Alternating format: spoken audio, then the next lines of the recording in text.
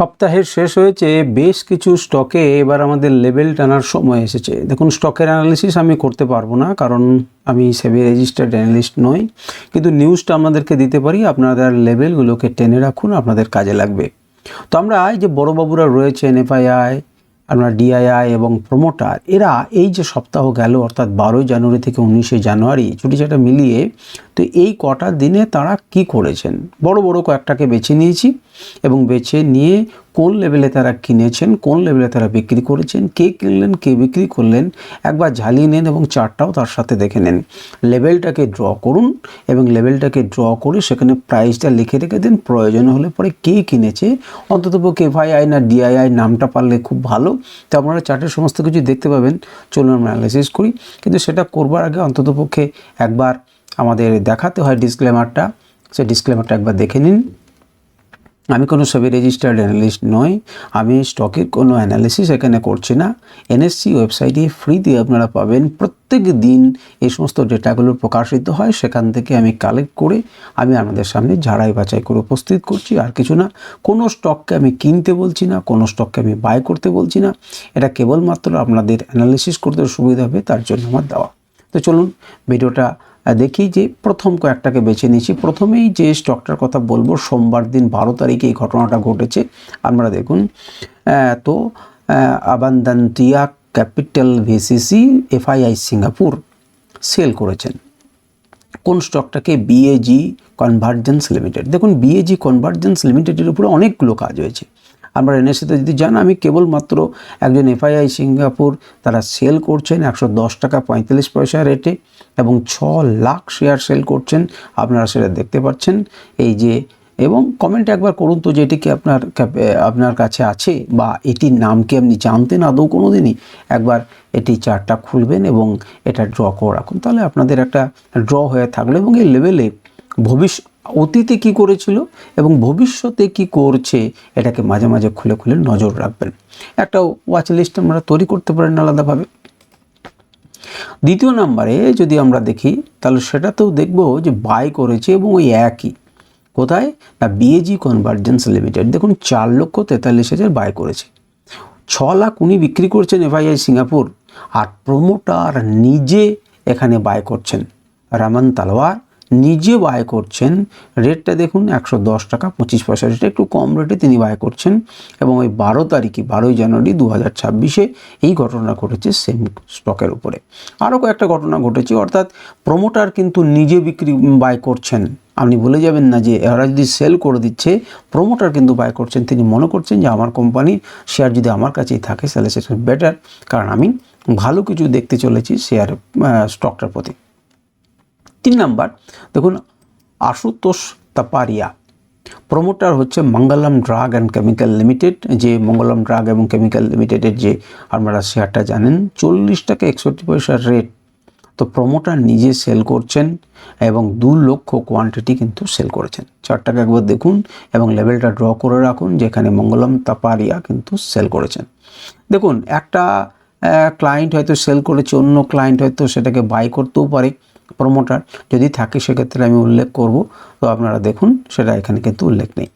দেখুন, মনীষ জালান, তিনি কিন্তু প্রমোটার জালান ট্রান্সসলিউশন ইন্ডিয়া লিমিটেডের, এবং যার কোড হচ্ছে জালান। রেট হচ্ছে অত্যন্ত কম, 3 টাকা 90 পয়সা।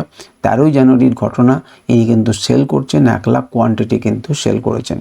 সুতরাং এই ধরনের ছোট স্টকগুলোতে আপনারা যে অংশগ্রহণ নেবেন তা না, কিন্তু এটা কেবলমাত্র পরীক্ষা করার জন্য বা দেখার জন্য যে এখানে কি হয়, কেমন ধরনের ঘটনা হয়, তাহলে অনেক কিছু ঘটনা কিন্তু আপনার কাছে ক্লিয়ার হবে মার্কেটের, যদি আপনারা ট্র্যাক করেন। ভুলে গেলে চলবে না।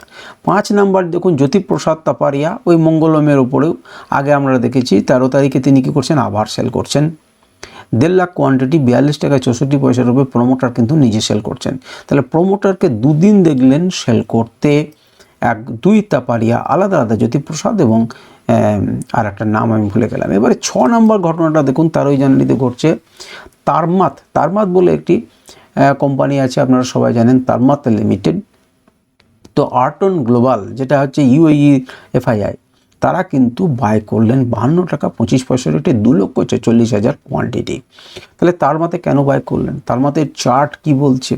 বড় টাইম ফ্রেম, ছোটো time frame, major time frame, যত রকম টাইম ফ্রেম আপনি জানেন, আপনি একটু অ্যানালিসিস করার চেষ্টা করুন এবং দেখুন যে তার মা দীর্ঘদিন সময় থাকার পর একবারে 90-92 টাকা একবার উঠেছিল হয়তো, তারপর তারা আবার নেমে গেল, আবার তাহলে এখন কি অবস্থায় রয়েছে, কেন কিনছেন, একটুখানি নিজের মধ্যে বিচার বিশ্লেষণ করুন। দেখুন ইউএবির লোক কিন্তু এটা কিনেছে। এরপরে 7 নাম্বার যদি আমরা দেখি তাহলে দেখব এই নামটা তো আমরা সবাই জানি, এইচডিএফসি মিউচুয়াল ফান্ড, অন্যতম একটা বিখ্যাত ডিআইআই আপনারা জানেন, তারা বাই করছেন, আভাসকে তারা বাই করছে এবং 2-1 কোয়ান্টিটি নয় কিন্তু 19,50,531টি কোয়ান্টিটি কিনছেন 1440 টাকা।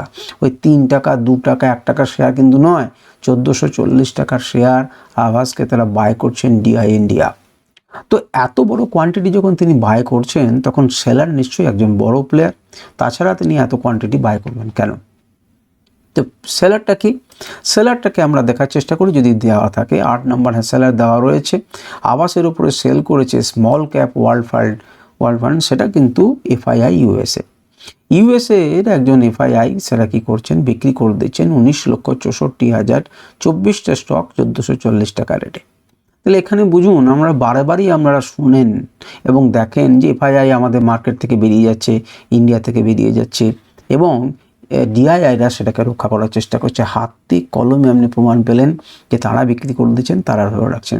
তো সেক্ষেত্রে এফআইআইরা কেন বেরিয়ে যাচ্ছেন? এফআইআইরা বেরিয়ে যাওয়ার অনেক কারণ আছে, যে সে কারণ আমরা আলোচনা করছি না, কিন্তু দেখুন ডলারের দাম ধীরে ধীরে কিন্তু বাড়ছে আর টাকার দাম কিন্তু ধীরে ধীরে পড়ছে। তো টাকার দাম যদি পড়ে যায়, ওরা যেহেতু ডলারকে বিক্রি করে টাকা কিনছেন এবং এখানে ইনভেস্ট করছেন, তো মোটামুটিভাবে লং টার্মে যেটা দেখা যায়, আমি একটা ছোটো করে বলছি, 5% হারে কিন্তু কী হয় না, বৃদ্ধি পায় 5%, 4.5%, 6% এই কাছাকাছি ঘোরাফেরা করে। তো এই যে বৃদ্ধিটা হচ্ছে তার মানে কি, আমার টাকার দামটা তো 5-6% করে তাহলে কমে যাচ্ছে। আমি যখন আবার কিনবো, তাহলে আমি যদি এখানে ধরুন 7% ইনকাম করলাম, তাহলে 7 থেকে তো 5%, 6% আমার অ্যাডজাস্ট করতেই চলে যাচ্ছে, তাহলে আমার হাতে 1-1.5% টাকা থাকছে। তাহলে আমি যদি প্রচুর পরিমাণ এখানে ইনকাম করতে না পারি, তাহলে সেই 5% আমি অ্যাডজাস্ট করতে পারবো না। এখন 5%টাকে যদি ছেড়ে দিই, তাহলে আমার হয়তো আমেরিকাতেই বা অন্য কোনো দেশে সেটা আমার ভালো টাকা ইনকাম করছে, সেই জন্য কিন্তু তারা বেরিয়ে যাচ্ছেন। তাহলে আবার সুযোগ হলে ফিরবেন, কিন্তু তার মানে তো কোম্পানিটা লাভ দেবে না তা নয়, লাভ দিচ্ছে, হয়তো 8% দেবে, 9% দেবে, 10% দেবে, তাতে কিন্তু তাদের হয়তো পোষাচ্ছে না, তার থেকে বেশি ইনকাম তারা কোথাও করছেন। কিন্তু ইন্ডিয়াতেই যারা রয়েছেন তাদের পক্ষে কিন্তু ওই 5%-এর ঘটনা তাদের ক্ষেত্রে থাকছে না, সুতরাং তাদের ক্ষেত্রে কেনা কিন্তু কিছুটা হলে পড়ু সোজা। সেই জন্যই এরা কিন্তু মার্কেটটাকে ধরে রাখছে। আর যে হিউজ পরিমাণ আমরা এসআইপি চালাচ্ছি, মিউচুয়াল ফান্ডসে টাকা দিচ্ছি, সুতরাং মার্কেটে কিন্তু টাকা ঢুকছে। যদিও কিছুটা পরিমাণ পার্টিসিপেশন কমেছে, এমন নয় যে এসআইপিটা চালু ঠিকই রয়েছে, কিন্তু টোটাল অ্যালোকেশন যে সব জায়গাতে প্রচুর বেড়েছে তা না, কমছে পরিমাণ, টাকার পরিমাণ কিন্তু এখনও পর্যন্ত মোটামুটিভাবে একই রকম আছে। সুতরাং সেই টাকাগুলোতে ইনভেস্ট করতে হবে, তারা কিন্তু এই সমস্ত কোম্পানিতে ইনভেস্ট করে রেখেছেন। এরপরে একটু শুনতে পেলেন, জানতে পারলেন। এরপরে দেখুন আবার সেই ভদ্রলোককে মনে আছে, এফআইআই সিঙ্গাপুর, তারা কিন্তু আবার তারা সেল করছে এই কাকে না, যার সেল দিয়ে তারা শুরু করেছিলেন 4 লাখ কোয়ান্টিটি 109 টাকা 7 পয়সার রূপে, তারা কিন্তু আবার সেল করছেন বিএজি কনভার্জেন্স লিমিটেডকে। তাহলে এটিকে কিন্তু ক্রমান্বয়ে তারা দুবার সেল করে দিলেন। আমরা যদি দেখেন মতিলাল ওসওয়াল আর একটা বিখ্যাত ডিআইআই, তারা কিন্তু সেল করছেন পলিক্যাব ইন্ডিয়াকে 7 লক্ষ কোয়ান্টিটি, 2-1টা নয় কিন্তু 7,61,000 কোয়ান্টিটি এবং 7,350 টাকা রেটে। তো আপনার কাছে কি পলিক্যাব আছে? আপনি কি সঠিক সময়ে ঢুকেছিলেন? আপনি কি বুঝতে পেরেছিলেন যে দামটা এরকমভাবে বাড়বে? আপনাকে কমেন্টে বলুন এবং চার্টে গিয়ে দেখুন যে তারা কেন বাড়ছে, কেন কমছে। আপনারা এর পরের জন যদি আমরা দেখি, তাহলে কিন্তু প্রোমোটার হচ্ছে অরিগ্রো লিমিটেড, ইন্ডিয়া লিমিটেডের, তারা কিন্তু নিজেরা সেল করছেন অরিগ্রোকে, 1-2 কোয়ান্টিটি নয়, 1,66,00,000 আপনার হচ্ছে 72,248টি কোয়ান্টিটি, দাম বড়ই কম, 64 পয়সা করে। আমাদের দেখার কিছু নেই, এই স্টকে আমি আপনাদেরকে কোনোদিনই, এত ছোট স্টকে আমি আপনাদেরকে ঢুকতেও বলবো না, কিচ্ছু বলবো না, কোনো রেকমেন্ডেশন দিচ্ছি না। 16 তারিখের ঘটনা, কিন্তু প্রমোটার নিজে কিন্তু এখান থেকে বেরিয়ে যাচ্ছেন সেল করে, এটা আপনারা দেখছেন। এরপরে 11 নম্বর তো হয়ে গেল, 12 নম্বর একবার দেখি যে এফআইআই ইউএস এর একজন তিনি বাই করছেন AWHCL অর্থাৎ অ্যান্টনি ওয়েস্ট আমরা জানি সেল লিমিটেড। তো এরা কি করছে 536 টাকার 97 পয়সা রেটে 3 লাখ কোয়ান্টিটিকে বাই করছেন। তার মানে এখানে কিছু তারা সুযোগ খুঁজেছেন, সুযোগ দেখেছেন, তাই হয়তো বাই করছেন। আপনারা চার্টে গিয়ে দেখুন যে আপনিও সেই সুযোগ পাচ্ছেন কি পাচ্ছেন না। 13 নাম্বার দেখুন craft engineer market limited FII Mauritius, এই বাবুরা কিন্তু সেল করে দিচ্ছেন। হ্যাঁ, আমাদের হচ্ছে ওম ফ্রাইট, আমি ঠিক পড়তে পারছি না, ফরওয়ার্ডার্স লিমিটেড। তো সেটি দেখুন 4,36,896টা আপনার হচ্ছে 95.5 টাকাতে তারা কি করছেন, সেল করে দিচ্ছেন এফআইআই মরিশাস। একবার তাকিয়ে দেখুন এই ক্রাফট ইমার্জিং মার্কেট ফান্ড এরা এই স্টকটিতে কেন সেল করছেন। এবারে চলে আসুন, হয়তো শেষের দিকে চলে এসেছি 14, সেটা হচ্ছে small cap world fund FII USA, তারা সেল করছে পলিমেডের নাম আপনারা অনেকেই শুনেছেন। দেখুন 16 জানুয়ারি ঘটনাটা ঘটেছে, 9,50,000 কোয়ান্টিটি 1,645 টাকার রেটে তারা সেল করছেন। আচ্ছা, এরপরে আপনারা আর একটি আমাদের নেই, এটি আমাদের 14তম, এখানে শেষ হলো। তো আপনারা এই স্টকগুলোকে একবার দেখুন, প্রত্যেকটা নামকে খেয়াল করুন, রেটগুলোকে লিখে একটা করে লেভেল তৈরি করুন এবং দেখুন ভবিষ্যতে যদি কোনো দিন নামে, আজকে হয়তো আপনি নজরও করতে পারলেন না, কিন্তু কোনো দিন যদি চার্টটা খোলেন তাহলে দেখবেন যে এই রেটগুলোতে তারা কী করছে, ওই লেভেলগুলোকে ড্র করলে ওই লেভেলগুলোতে কেমনভাবে রিয়াক্ট করে সেটা আপনারা একটা বুঝতে পারবেন, কেমনভাবে সেটা স্ট্রং সাপোর্ট বা রেজিস্ট্যান্স রূপে কাজ করে, বা সেই লেভেলে একটা বাইং আসে কিনা আপনারা দেখতে পাবেন, বা তার কাছাকাছি একটা রিজিয়ন থেকে বাইং আসে কিনা। আমার চোখে যেহেতু একটা সামনে লাইট লাগানো রয়েছে, আমি ঠিক পড়তে পারলাম না, তার জন্য আমার ত্রুটিটা আপনারা মার্জনা করবেন। আজকের ভিডিও পর্যন্তই, নমস্কার, ধন্যবাদ। আপনারা মন দিয়ে দেখুন এবং লাইনগুলোকে ড্র করুন, দেখবেন ভবিষ্যতে আপনাদের ধীরে ধীরে আপনাদের রক্তে ঢুকতে থাকবে এবং আপনারা একটা ভালো বিশ্লেষক হয়ে উঠবেন। নমস্কার, ধন্যবাদ।